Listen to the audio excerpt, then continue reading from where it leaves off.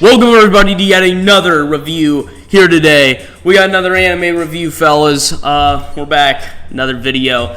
Alright, so I've been wanting to do this one for a couple of weeks now, or I guess maybe a few weeks now. I'm not really sure how long it's been, but the second most recent anime that I've watched was Your Lie in April. Now, most recently would be Science Fell in Love, so I tried to prove it. But I don't have a review for that yet because I haven't finished the manga, and for once I'm actually reading the manga for something. So that one's going to be a little bit longer. But Your Lie in April, this one's pretty self-explanatory, and this one also concludes in the anime. So you're able to watch the anime. It's got, 23 episodes, I think? It's actually 22 episodes. So it's one more than I thought, which is, not really that great of a difference. I was thinking there was an OVA or something, but maybe I watched a trailer and then got it mixed up as an extra episode. Anyways, so we're going to be talking about Your Lie in April here today. Now, this is going to be a pretty quick review, or at least it's supposed to be, compared to some of my other ones. So, like the Kimi ni Todeki, or From Me to You, that review took forever. That actually took a lot longer than I thought it would, and I was intending for it to be sort of like the Ore Monogatari review, which was like 13 minutes long and pretty much got the point across, right? So anyways, let's get straight into it. So, let's see, where to start? I don't really have an organized structure for these because there's not really a point in doing that. So first things first, I don't cover the plots in these reviews. This is more of a, what is the everyman's personal opinion on this show? Should you watch it? Was it good? To answer those questions, there is a poll that I have on YouTube. I'm not exactly sure if I can put the image up on screen for that. So a decent number of people said that they thought it was great. I think it's like 80% of people thought it was great. And then, I don't know, it's like 7% people thought it was garbage or something. And then, I think I'm messing up the statistics here, but the vast majority said it was great. Some people didn't like it by any means. And then the other, 2 or 3 people that voted said that they were just kind of neutral to it, or that they thought it was decent. So, generally this show is accepted as a really good anime, so that is definitely something to keep in mind. Now, let's start off with the characters. So, we have the main character, Kusei, Arima.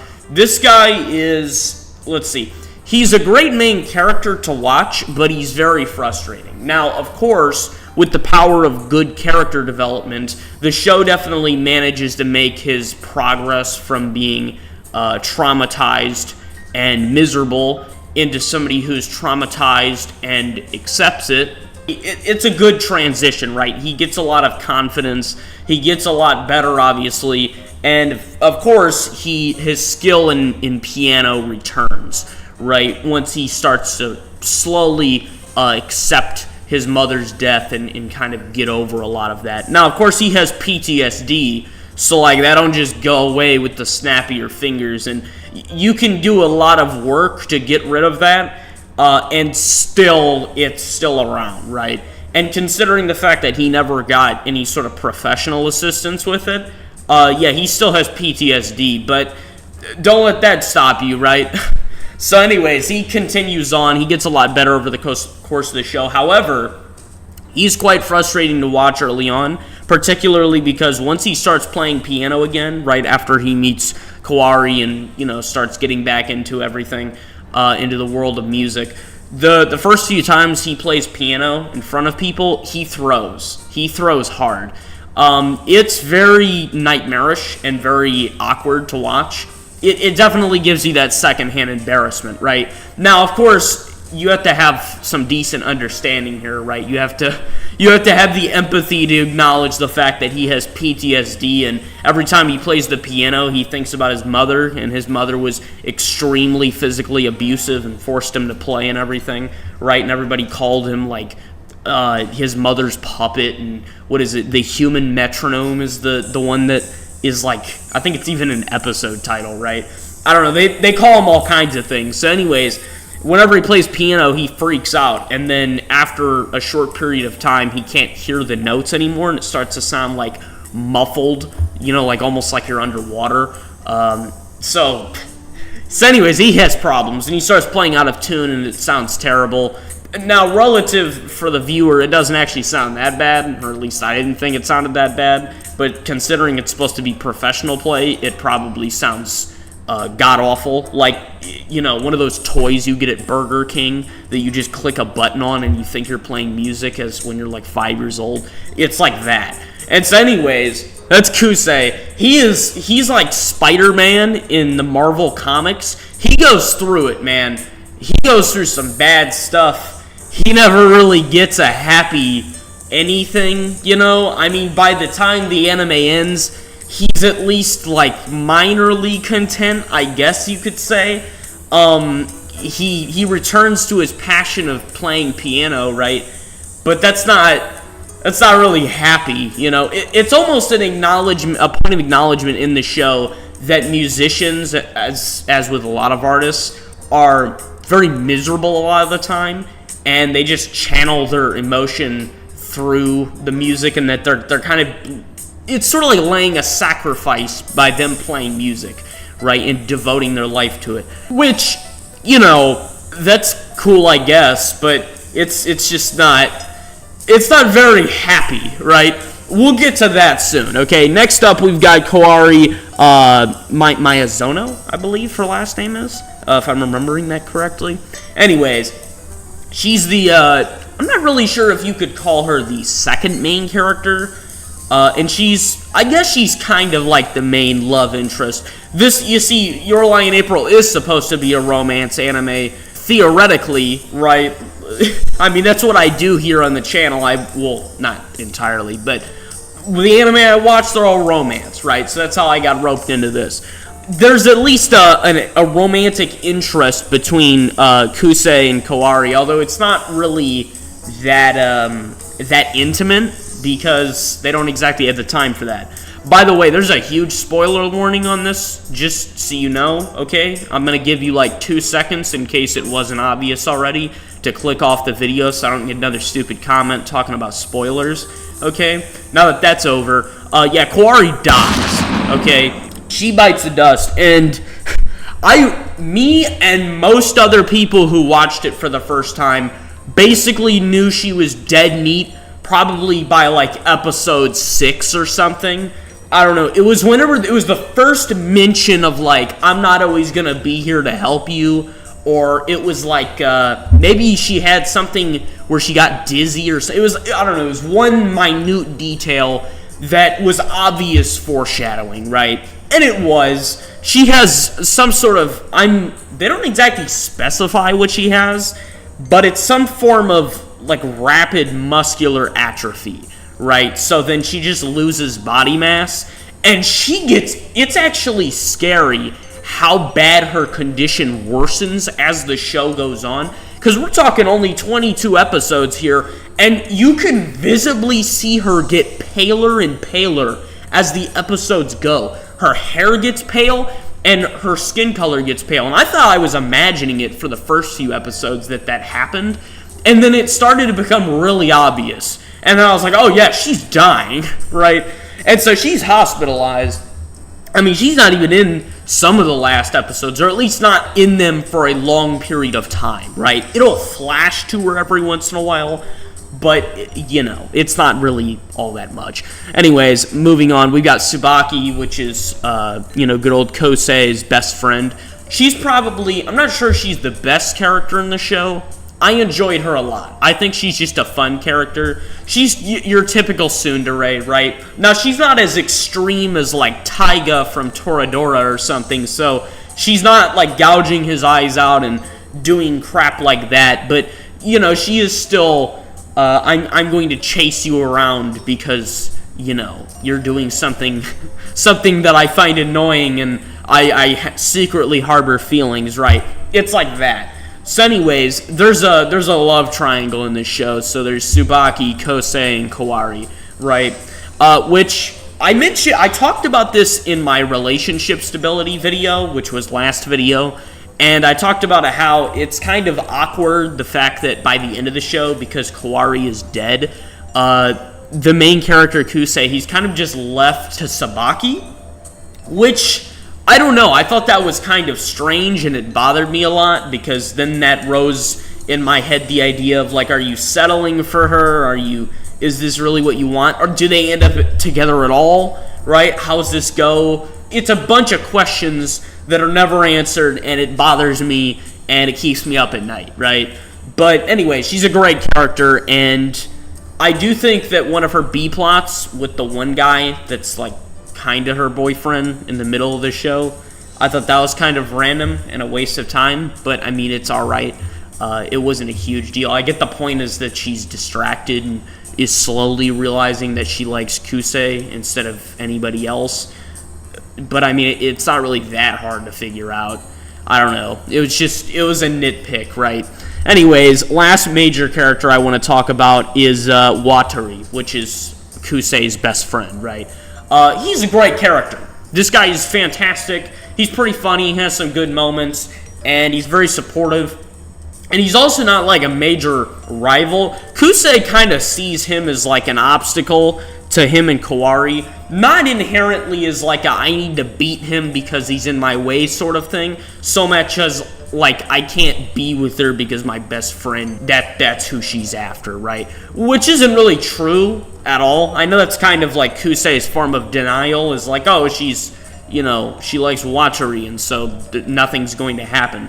But I don't know, it's not really a huge, he's not huge in the story. He's an important character, of course, but he's just not like he's not a rapidly developing character. He's a very flat character, right? But that doesn't drag him down at all. He's fun, he serves his purpose, he says what needs to be said, and he's also very chill. He's probably one of the most chill, like, side characters in any of these shows, or best friend characters. That's what I mean. He's definitely the most chill. You know, he doesn't get really mad at Kusei. He doesn't say stuff that drags him down. He's always encouraging. He's kind of just consistently in a good mood, you know? He's not just, you never see him at his absolute lowest, you know? Maybe like when Kawari's dying, right? But what else do you expect, you know? And then I guess there's other characters too. There's like, there's Seto, or Sato. I'm not really sure how you say her name. She's, I think she's Kusei's aunt. I believe so. I don't know. She's close to him somehow. I'm not sure if they're genetically related or just that's kind of like not a foster parent, but something in between that, right? Anyway, she's a good character. She's a lot of fun. Definitely brings life into the show, especially in the English dub. And then there's, of course, like Kusei's mother, which is physically abusive, and I guess there's supposed to be some sort of sympathy with her, but I don't really get it. I don't know. I mean, she pretty much speaks for herself with her actions, right? So you get what you deserve. Anyways, now that we're done with the characters, what do I think about this show? So, let's see, where do I begin? I got Oragairu the second time. Let's lead with that. Now, what do I mean by being Oragairu? Well, if you've been here on the channel before, you probably have heard me rant about Oragairu before. Let me refresh your memory or tell you if you don't know. Okay, so Oragairu, also known as my teen romantic comedy Snafu, is the total opposite of what it sounds like and what it is meant to be. Okay, or at least what it is trying to present itself as. It's presenting itself as a romance comedy that's goofy and fun, and it ends up being one of the most depressing things I've ever watched, and it's miserable, and it builds up. The first season is fun, fantastic, and great.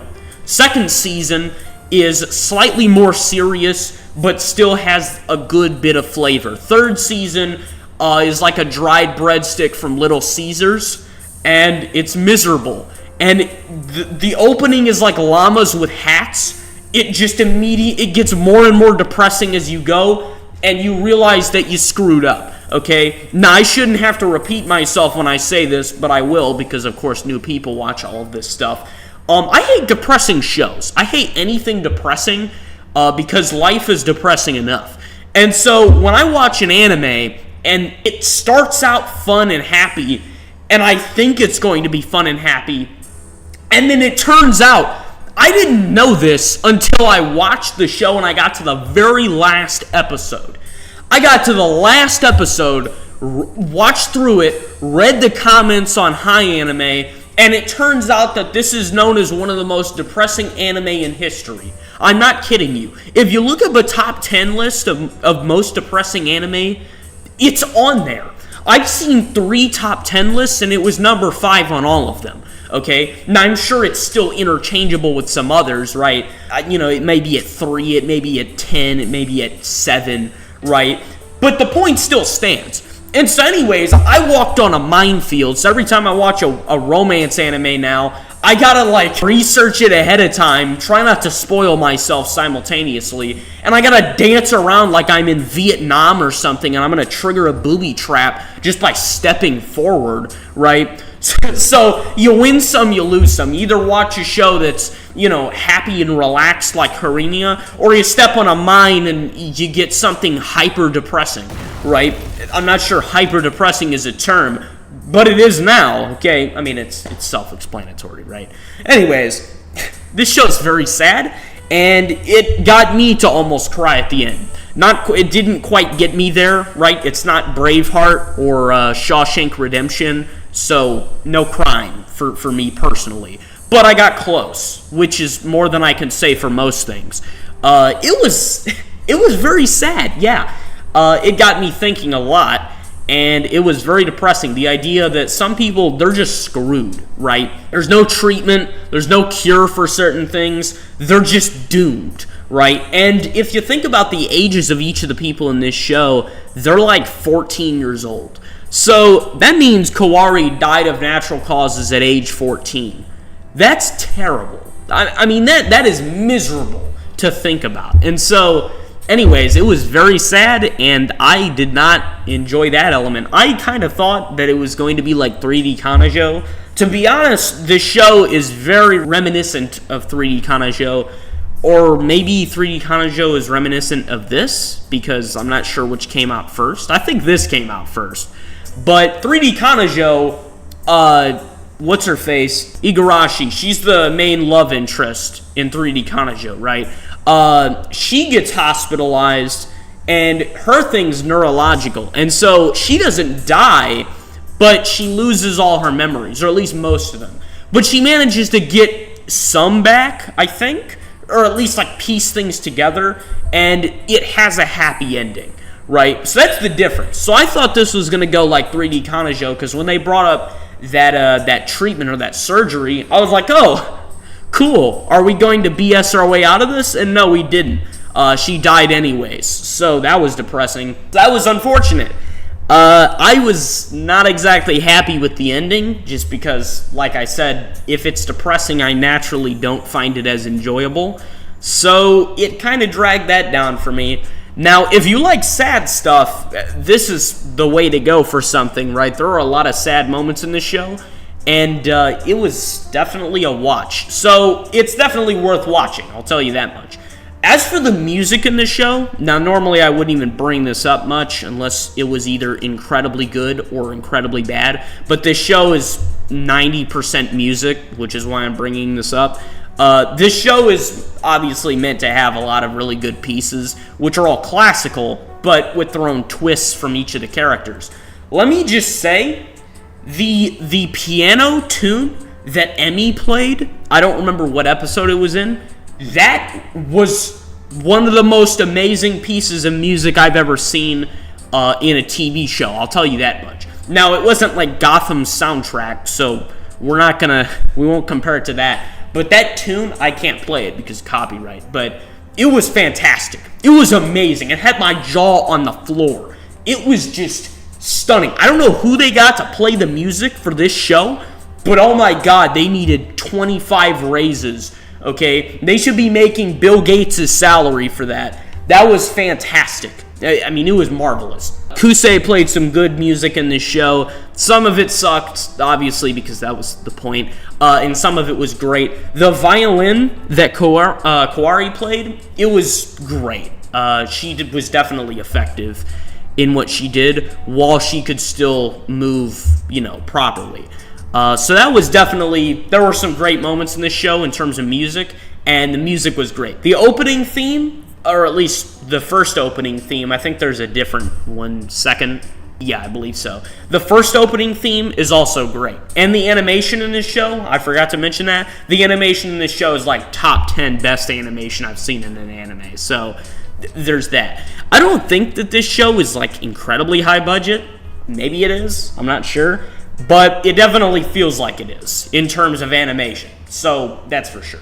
No super classic voice actors are in this one, no. Or at least not that I recognized immediately. Okay, maybe there's one or two, but in terms of the English dub, which is what I always watch, there was no Aaron Dismuke, no Alexis Tipton, no Adam Gibbs, right? So not the same 10 people on rotation, okay? There were some different people for this one, so that's a plus. Also kind of a negative, not quite a negative so much as just, I don't know, I like the usual voice actors I hear, but it was good to hear different people. That's what I mean. But nobody that was, blowing it out of the water most of the time. There's a lot of crying in this show, but that's to be expected with a sad show. It somehow isn't as much as Chihaya Furu, even though the stakes are way bigger and everything is way more depressing, which I think is kind of funny and also kind of ironic. There are a lot of flashbacks in this show.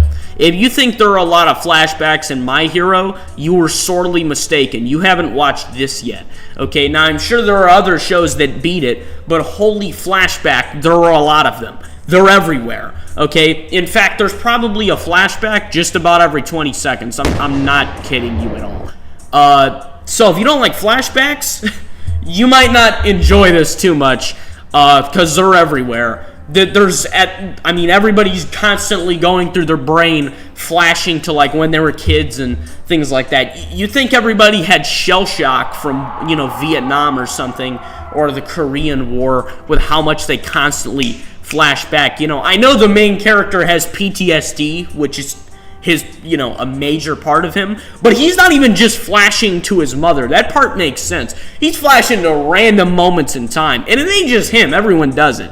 So, it's not a PTSD trait. It's just a weird, I don't know how to describe it. Everybody's very reflective. We'll just say that. So anyways, how would I rate the show? All right, because we've rambled long enough. I would probably rate this one, if I'm being objective, like an 8 out of 10. If I'm being subjective, maybe like a 6 out of 10. Just because, I know this review is entirely subjective, so of course that's the part that I'm talking about here. I think the show is great.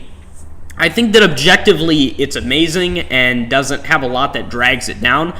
But there are a lot of secondhand embarrassment moments in this show, which is kind of a no-go for a lot of people. It's very depressing, and like me, a lot of people usually don't like watching things that are super depressing. Another thing, this is supposed to be a romance anime, and especially the first 10 episodes or so build it up like it's happy-go-lucky and, centered around the music and getting back into the world of music. And then the last few episodes are hell in a handbasket, right? So that contrast is definitely off-putting, and if somebody everything from the lighting to the cover of the show, everything makes it look like it's going to be a ton of fun. Like I said, it's Origairu 2.0. And so when you click on it and when you keep going through it and it gets more and more depressing, it's not it, coach. That's it. And also, there are a lot of very out-of-tone moments in the show. Like, there will be whole B-plots. Like with the one girl, I don't remember her name. It's it's a little girl that Kosei helps tutor. And she's the brother of, like, one of his rivals, okay? Anyways, she has this whole B-plot going on in, like, the last 5 episodes. Not for the whole course of them, but it was in one of the 5 last episodes. And it's so out of tone because you have somebody who's literally on their deathbed, flashing from that to Kosei who's super stressed to, like, some moment that's supposed to be goofy and funny. And I can't get in it. I can't drop the sad mood and suddenly things are happy and funny, and then 20 seconds later, things are sad again, right? It's not Spider-Man No Way Home. They can't really sell it in this. And so I think that drags it down a little bit. The characters are great, but they're also most of them are very flat. Even the main characters aren't really all that dynamic and aren't that complex, really. There's not a whole lot to go into. The character development's great, but it's not super, like I said, it's not super dynamic, and so there's not really much to go off of, It's not like Futuro or something in Quintessential Quintuplets, or like Miyuki in Kaguya-sama Love is War, right? Or even more so Sakata in Rascal Does Not Dream, where there's always some weird, supernatural thing going on. And, of course, he's always got something to figure out, right? In this case, it's a lot more straightforward and simplistic, which is good, but it also leaves some things to be desired. So, yeah, that would be my opinion on it. I would give it a 6 out of 10. If you want a more objective view on it, maybe an 8 out of 10 is more appropriate. But I definitely think that Ore Monogatari and From Me to You, I think those shows were both better. I'm mentioning those because those are the last two I reviewed. And so, yeah.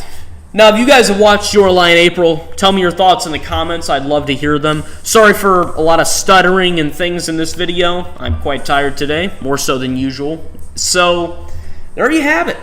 If you guys enjoyed, please leave a like, a comment, and I will be reviewing probably Science Fell in Love, so I tried to prove it next time. And I'll try to start on a new show soon once I finish the manga. And so, yeah, that's about it. I'll see you guys soon. Have a fantastic day and a fantastic life. Goodbye, everyone.